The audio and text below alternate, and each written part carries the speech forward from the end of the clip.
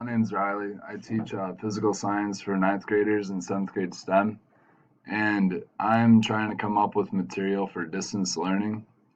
And ever since that schools learned that they're going to have to do distance learning, there's a potential for it. A lot of resources have been thrown out, and that can be very overwhelming. So what I just started doing was using a program called OneNote, and if you have this, we use Lenovo ThinkPads at my school, and that comes with a stylus and the computer. It's really nice because you can draw. And there's a program within the Lenovo Microsoft called OneNote. It's really nice. It's kind of like an iceberg. You know, you got your surface level things where you can text on you if you need to. You can also draw if you need to, which is really nice because then you can make notes come alive. And in all reality, it's more like this. So you can make content much more engaging by using OneNote.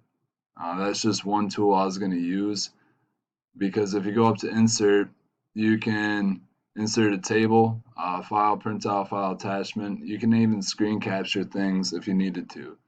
And my computer has a nice feature on it that allows me to do that already, but if you did not, screen clipping would be a very nice tool to be able to use.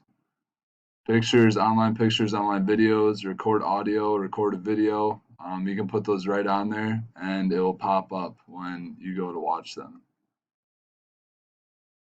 So what I'm going to do with this is I'm going to make textbook. Uh, I'm going to go through the textbooks with the kids and I'm going to make them come alive. And the way I'm going to do that is I'll say essential questions. Let's cover the essential questions right away for a section of a textbook. So we zoom in and we look through each essential question. What are the properties of a typical metal? How do atoms form? Atoms bond in metallic. How do atoms bond in metallic bonding? Which elements are alkali metals and which are alkaline earth metals? And what are some common uses of transition elements? To kind of get their brain going for a reading preview, I'll just ask them, what are some metals you come into contact with on a daily basis? I'll give you a couple seconds to think about it. You know, maybe you touched a pop can this morning, maybe you rode a bike. So some things that they could have said was aluminum foil, copper wire, titanium and bicycles, and iron and magnets. These are a few things that they might have come in contact with on a daily basis. And that leads us to our main idea. The main idea for metals is the scientific definition of a metal is an element that is shiny, can be hammered into sheets and pulled into wires, and is a good conductor of heat and electricity.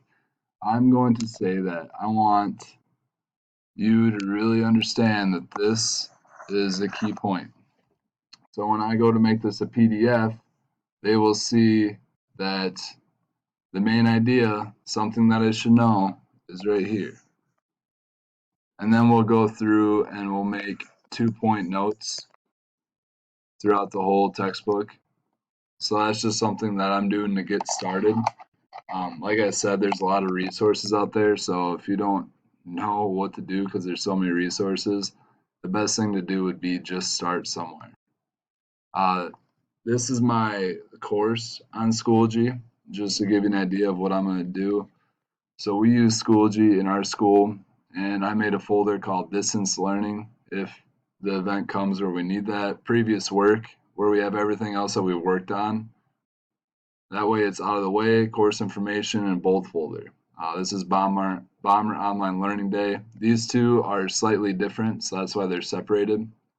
In the Distance Learning folder, in this folder you'll find a folder with a date on it. Those folders contain the lessons for that week. Colors. This is the help with colors, because if I drop this down, green means we're currently working on it, yellow means we're going to work on it in the future, and black means we've done it already, kind of like previous work. This isn't published yet, so that's why this isn't highlighted or colorful. So you can see I broke down each week for the rest of the year in these folders. And my outline for the rest of the year. The document below contains a blank calendar for the months of April and May. Within those months are different blocks that represent a length of time we will roughly dedicate to each chapter. So this is just something I made so the kids can kind of see. Um, I figured it's helpful because pilots block out their calendars like this, so maybe it'd be helpful for them to realize what my expectations are of what we're going to go through. So in the month of April, we'll cover chapter 17 in over 8 day period. We'll cover chapter 18 in a 7 day period. And chapter 19 will take us about 8 days. And it also, followed the color scheme of Roy G. Biv, so that way I wouldn't use the same color over and over again. And it looks like there's 3 more chapters I kind of want to cover through May 2020. And then the rest of that, within these, in the future, I'm going to add a to-do list of what I want them to do, and I'm going to make them student completion folders so I can see where they're at that point in time. The idea was I was going to let them work at their own pace for the whole week. I hope that gives you some ideas.